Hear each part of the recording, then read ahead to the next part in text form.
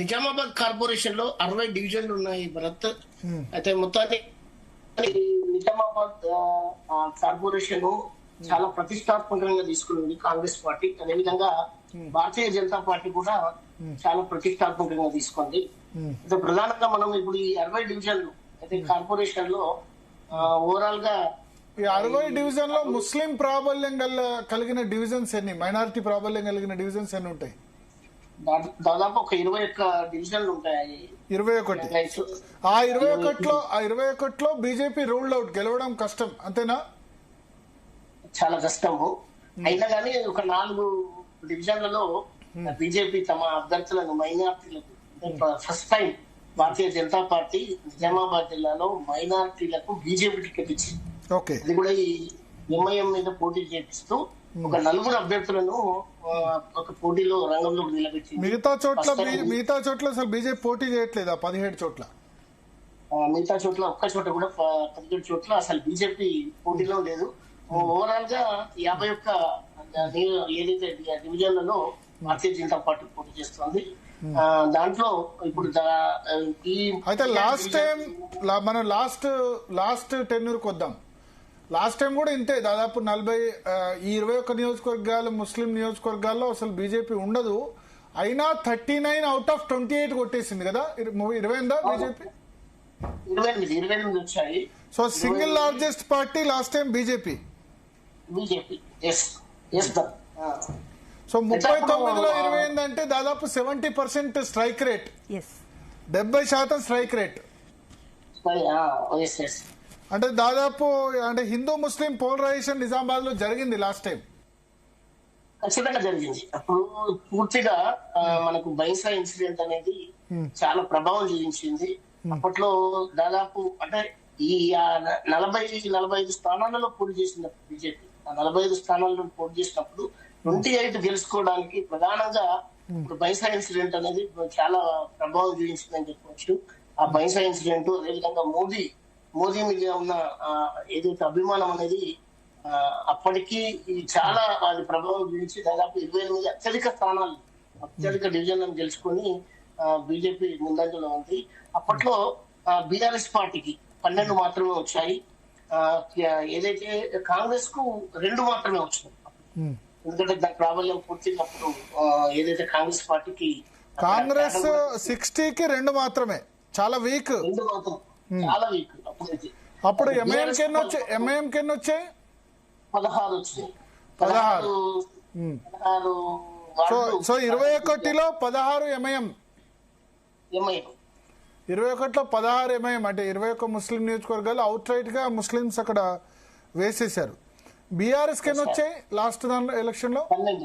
12. So BRS 3rd place, Congress 4th place. Okay. So 28 BJP, 16 MIM, 44, 12 BRS, 2 Congress, ఇంకో 2 independent లా. Okay. అయితే so అప్పుడు ఏమైందంటే ఈ 12 బీఆర్ఎస్ ఎంఐఎం తోటి కూడగట్టుకొని అక్కడ మేయర్ సీట్లు కైవసం చేసుకుంది. డిప్యూటీ మేయర్ ఎంఐఎంకి ఇచ్చింది. తర్వాత ఏదైతే బీజేపీలో ఉన్న 28 మందిలో 12 మందిని బీఆర్ఎస్ పార్టీ వాళ్ళను పార్టీలో చేర్చుకుంది. అయితే ఆ 12 మంది దాదాపు అంటే 16కే పరిమితమైంది అప్పుడు బీజేపీ. ఆ 12 మందిని ఏదైతే మేయర్ పీఠం అయిన తర్వాత కొన్ని రోజులకే అందరినీ వలేసి పూర్తిగా కార్పొరేటర్లందరినీ బీఆర్ఎస్ పార్టీ తీర్థం పుచ్చుకునేలాగా చేసింది. అప్పట్లో కవిత అదేవిధంగా బిగాల గణేష్ గుప్తా చాలా కీలక పాత్ర పోషించి వారందరినీ పార్టీలో చేర్చుకొని తాయిలాలు ఇచ్చి తర్వాత అభివృద్ధి పేరిట వాళ్ళకు డివిజన్లలో అభివృద్ధి కార్యక్రమాల పేరిట నిధులు ఎక్కువ సంఖ్యలో ఇస్తామని చెప్పేసి ఆశ చూపి వారందరినీ పార్టీలోకి తీసుకుంది. అయితే తర్వాత క్రమంలో ఏదైతే బీఆర్ఎస్ పార్టీ 5 ఏళ్ల పాలన పూర్తయ్యే క్రమంలో ఒక ఏడాది ముందు గర్వాపసి అంటూ వీళ్ళంతా మళ్ళీ భారతీయ జనతా పార్టీ పోటీ చేసుకున్నారు. ఇదే ఇప్పుడు ఇందులో కొంతమందికి మళ్ళీ బీజేపీ కొంతమందికి టికెట్లు ఇవ్వడం, మిగతా కొంతమందికి వాళ్ళందరినీ పక్కన పెట్టడం అనేది ఇప్పుడు కొత్త పరిణామం. ఓకే. సో అయితే ఇప్పుడు ఇప్పుడు సిచ్యువేషన్ ఏంటి? ఇప్పుడు సేమ్ మళ్ళీ బీజేపీ ఎంఐఎం వద్దే పోటీ ఉన్న సిచ్యువేషన్ ఉందా? ముస్లిం ఓటు ఆ 21 నియోజకవర్గాల్లో, సరే అక్కడ బీజేపీ అయితే గెలవడం కష్టం, ఆ 21 నియోజకవర్గాల్లో ఎంఐఎంకి ఎన్ని వచ్చే అవకాశం ఉంది, బీఆర్ఎస్కి ఎన్ని, కాంగ్రెస్కి ఎన్ని? సో ఇప్పుడున్న 60 డివిజన్లలో ప్రధానంగా అధికారంలో ఉన్న కాంగ్రెస్ పార్టీ అన్ని స్థానాలలో పోటీలో నిలబెట్టింది. భారతీయ జనతా పార్టీ మాత్రం 51 స్థానాలలోనే పోటీలో పెట్టింది. ఇంకా 58 స్థానాలలో బీఆర్ఎస్ పార్టీ కింద నిలబడి చాలా అభ్యర్థులకు ఒకే ఇంట్లో వాళ్ళకి ఇద్దరిద్దరికి ఇచ్చేసి ఎన్నికలకు తమ ప్రాబల్యాన్ని జీవించుకునేందుకు వాళ్ళు పోటీలో నిలబెట్టి 58 మందికి చేశారు. ఇప్పుడు కొత్తగా ఏదైతే కవిత కొంతమందిని 11 మందిని రంగంలో తీసింది, సింహం గుర్తు పేరిట ఈ ఏదైతే మనకు కొత్త పార్టీ వచ్చిందో ఆ పార్టీ పేరు మీద వాళ్ళు 11 మందిని రంగంలో తీసింది. అదేవిధంగా జనసేన పార్టీ కూడా కొంతమందిని రంగంలోకి తీసింది. మెయిన్ గా మనం చూస్తుంటే ఇప్పుడు ఈ ఎంఐఎం పార్టీ మాత్రం దాదాపు 21 స్థానాలలో తమ అభ్యర్థులను నిలబెట్టింది. పూర్తిగా ఆ 21 స్థానాలను కైవసం చేసుకోవాలని చెప్పేసి ఎంఐఎం చాలా సీరియస్ గా ప్రయత్నం చేస్తుంది. అయితే ఇప్పుడున్న సిచ్యువేషన్ లో మాత్రం భారతీయ జనతా పార్టీకి కాంగ్రెస్ పార్టీకి మధ్యనే తీవ్ర పోటీ ఉంది. ప్రధానంగా అభివృద్ధి పేరిట, సంక్షేమం పేరిట కాంగ్రెస్ పార్టీ రంగంలో వచ్చింది. అదేవిధంగా భారతీయ జనతా పార్టీ మాత్రం బీఆర్ఎస్ ఇక్కడ వెనుకబడిపోయింది. నిజామాబాద్ లో మున్సిపాలిటీలో బీఆర్ఎస్ లేదు, అసలు లేదు. పరిస్థితి మాత్రం బీఆర్ఎస్ కు అసలు అభ్యర్థులే కరువయ్యే పరిస్థితి ఏర్పడింది. అంటే మొత్తం అన్ని చోట్ల పోటీ చేస్తున్నారా లేదా? 58 అంటే ఒక 2 డివిజన్ లో లేరు పోటీ, అసలు లేదు. అసలు 2 డివిజన్ లో బిగాల గణేష్ గుప్తా అక్కడ లేరా, యాక్టివ్ గా లేరా? చాలా కీలకంగా ఇప్పుడు బిగాల గణేష్ గుప్తా, అదేవిధంగా రూరల్ నియోజకవర్గంలో కొన్ని స్థానాలు ఒక 5 డివిజన్లు వస్తుంటాయి. అవి బాజిరెడ్డి గోవర్ధన్ చాలా సీరియస్ గా తీసుకొని వాళ్ళిద్దరు ఉండి అనేక మంది అంటే అభ్యర్థులను వివిధ పార్టీల నుంచి కాకుండా వాళ్ళ పార్టీల అభ్యర్థులనే అనేక మందిని రంగంలో తీసి నామినేషన్లు వేయించి వారు ఎటు పోకుండా జాగ్రత్త పడుతూ ఒక 58 స్థానాలను వాళ్ళు ఇప్పుడు పోటీలో ఉండడానికి సీరియస్ గా ప్రయత్నం చేస్తున్నారు. అదేవిధంగా పూర్తి స్థాయిలో వాళ్ళు ప్రచారాన్ని కూడా కొనసాగిస్తున్నారు. ఇక్కడే మకాం వేసి అటు బాజిరెడ్డి గోవర్ధన్, ఇటు బిగాల గణేష్ గుప్తా సీరియస్ గా ప్రయత్నం చేస్తున్నారు. మరోపక్క మాజీ మంత్రి వేముల ప్రశాంత్ రెడ్డి కూడా తను ఇక్కడే నామినేషన్ల పర్వం నుంచి మొదలుకొని మొన్నటి వరకు కూడా ఆయన ఇక్కడనే కార్నర్ మీటింగ్స్ విషయంలో కానీ ప్రతిదీ కూడా ఆయన సీరియస్ గా తీసుకున్నారు. తన బిందెల్ని ఏదైతే మున్సిపాలిటీతో పాటు దీన్ని కూడా అదనంగా భారం తీసుకొని ఆయన ఇన్ఛార్జ్ తీసుకొని సీరియస్ గానే ప్రయత్నం చేస్తున్నారు. ఉంది కాకపోతే వాళ్ళ క్యాడర్ అనేది పూర్తి స్థాయిలో కాంగ్రెస్ వెళ్ళిపోవడము, అదేవిధంగా బలహీనపడడం ఒక్కసారిగా వాళ్ళకు అంటే వాళ్ళ ప్రభావం అనేది ఎక్కువ కనిపిస్తుంది. కానీ ఇప్పుడు ప్రధానంగా మనం చూస్తే మాత్రం కాంగ్రెస్ అండ్ బీజేపీ మధ్యనే తీవ్ర స్థాయిలో పోతుంది. కాకపోతే బీజేపీ కొద్దిగా ముందంజలో ఉందని ఇప్పటి వరకు ఇప్పుడున్న పరిస్థితుల వరకు చెప్పవచ్చు. ఎట్లంటే ఏదైతే అరవింద్ ఎక్కువగా ఈ మతం విషయంలో గాని, తర్వాత ఆయన ఏదైతే నాయకులను టార్గెట్ చేస్తారు ఆయన స్పీచ్ లే గాని, ఎక్కువగా కార్నర్ మీటింగ్స్ పెట్టడం గాని, తర్వాత ప్రతి ఇంటింటికి చేరడం గాని, తర్వాత ఆర్ఎస్ఎస్ సహాయం తీసుకొని బూత్ వైజ్ గా ఏదైతే బూత్ వైజ్ గా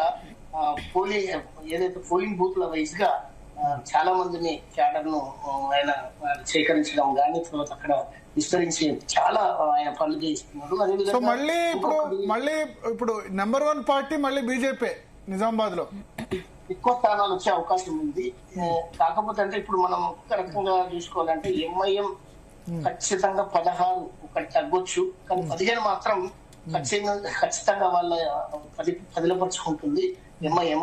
ఆ తర్వాత ఒక 3 టీఆర్ఎస్ కి వస్తాయని చెప్పేసి ఇప్పటికిప్పుడు మనకు కొద్దిగా వస్తున్న సమాచారం. కాకపోతే ఆ 3లో కూడా అంటే కొద్దిగా బలమైన నాయకులు, గతంలో బలమైన నాయకత్వం ఉంది, తర్వాత టీఆర్ఎస్ క్యాడర్ ఉన్న ప్రాంతాలలో డబ్బులున్న వ్యక్తులు కూడా నిలబెట్టడం అనేది వాళ్ళకి ప్లస్ పాయింట్ అవుతుంది. ఒక 3లో 2 వచ్చినా 1 వచ్చినా ఆశ్చర్యపోవాల్సిన అవసరం లేదు.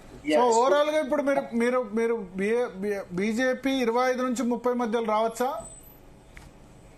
అంటే ఇప్పుడు ఈ 16-15 ఎంఐఎంకి వస్తే బీఆర్ఎస్ కు ఒక 2-3 వచ్చినా, ఒకవేళ ఇండిపెండెంట్ కు ఒక 2 ఖచ్చితంగా ఇండిపెండెన్స్ రెబల్స్ వేసిండ్రు. తర్వాత ఇక్కడ సిపిఐఎంఎల్ న్యూ డెమోక్రసీ అభ్యర్థి ఆకుల పాపయ్య ఏదైతే 7th వార్డు నుంచి ఉన్నారో, గతంలో ఆయన 37 ఓట్లతోటే ఆయన ఓటమి పాలయ్యారు. ఇప్పుడు ఆయనకు ఎక్కువ ఛాన్స్ ఉందనేది కూడా అక్కడ వార్తలు వస్తున్నాయి. అయితే అటువంటి పరిస్థితుల్లో ఒక ఇండిపెండెంట్ మరొక చోట రెబల్ టికెట్ రాకపోవడంతో బీజేపీ నుంచి పోటీ చేసిన ఒక రెబల్ అభ్యర్థి కూడా ఇండిపెండెంట్ గా గెలిచే అవకాశాలు కూడా ఉన్నాయి.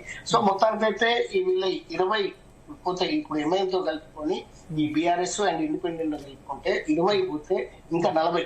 ఈ 40లో కాంగ్రెస్ బీజేపీ మధ్య గట్టి పోటీ ఉంది. అయితే 15 బీజేపీకి వస్తాయా, లేకపోతే 25 కాంగ్రెస్ కి వస్తాయా, లేకపోతే 15 కాంగ్రెస్ కి వస్తాయా, 25 బీజేపీకి వస్తాయా అన్న అంటే గట్టి పోటీ, తీవ్ర పోటీ ఉంది. ముఖ పోటీ మాత్రం కాంగ్రెస్ ఎవరు మహేష్ కుమార్ గౌడ్, షబ్బీర్ అలీ ఇద్దరు కలిసి చూస్తున్నారా?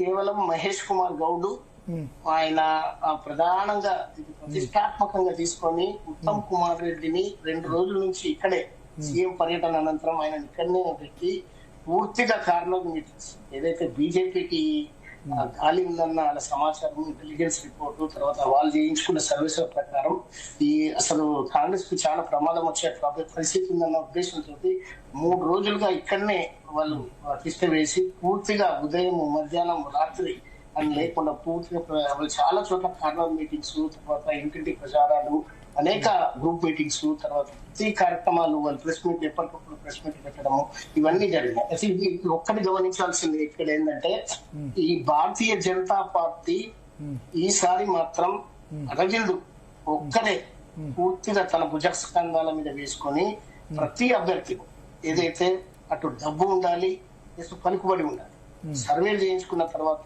మంచి అభిప్రాయం, అంటే ఆయన మీద మంచి అభిప్రాయం ఉంది ప్రజల్లో, ఆయన గెలుస్తారు అన్న తర్వాతనే చాలా వడబోసి అనేక మంది పార్టీ సీనియర్ నాయకులను కూడా పక్కన పెట్టి ఆయన చాలా ఇది ఒక రకంగా చెప్పాలంటే సక్సెస్ అయింది. ఈ 51 స్థానాలలో దాదాపు 4 ఏదైతే మైనార్టీలను పక్క పెడితే దాదాపు 45-46 వాళ్ళందరినీ కూడా డబ్బున్న వాళ్ళని కూడా చాలా మంది డబ్బున్న వాళ్ళని కూడా ఆయన తీసుకొచ్చిండు. మినిమం 30 నుంచి 40 లక్షల రూపాయలు ఒక ఆర్థిక స్తోమత కలిగిన క్యాండిడేట్ ను ఆయన ఎన్నిక చేసిందంటే ఇక్కడ బలంగా ఇప్పుడు పోటీస్తున్నాడు.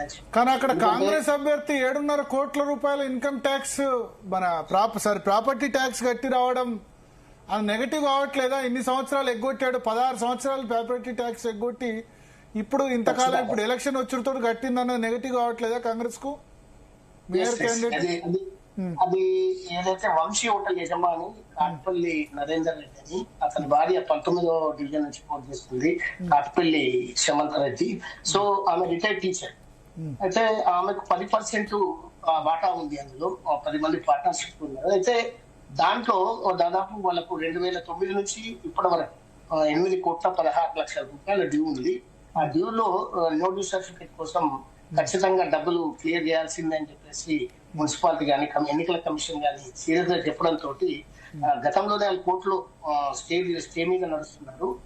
దాంతో 7,42,00,000 రూపాయలను వారు అప్పటికప్పుడు చెల్లించి డీడీల రూపంలో చెల్లించి ఆ నో డ్యూ సర్టిఫికేట్ తీసుకున్నారు. దాన్నే ప్రధానాస్త్రంగా చేసుకొని అరవింద్ గాని, తర్వాత ఇక్కడ బీజేపీ క్యాడర్ పెద్ద ఎత్తున సోషల్ మీడియా ద్వారా గానీ, తర్వాత వాళ్ళ మీటింగ్లలో గానీ రకరకాలుగా వాళ్ళ ప్రచారాలు చేస్తూ పెద్ద ఎత్తునే డ్యామేజ్ చేసేదని చెప్పవచ్చు. అయితే ఒక్కటి మాత్రం ఏదైతే మహేష్ కుమార్ గౌడ్ తర్వాత వచ్చిన తర్వాత ఈ బీజేపీకి ఎందుకంటే అనుకూలమైన పక్కనే మరొక హోటల్ నిఖిల్ సాయి హోటల్ అని ఉంటుంది. అది కూడా దాదాపు 6 నుంచి 8 కోట్ల రూపాయల బకాయిలు ఉన్నాయి. మళ్ళీ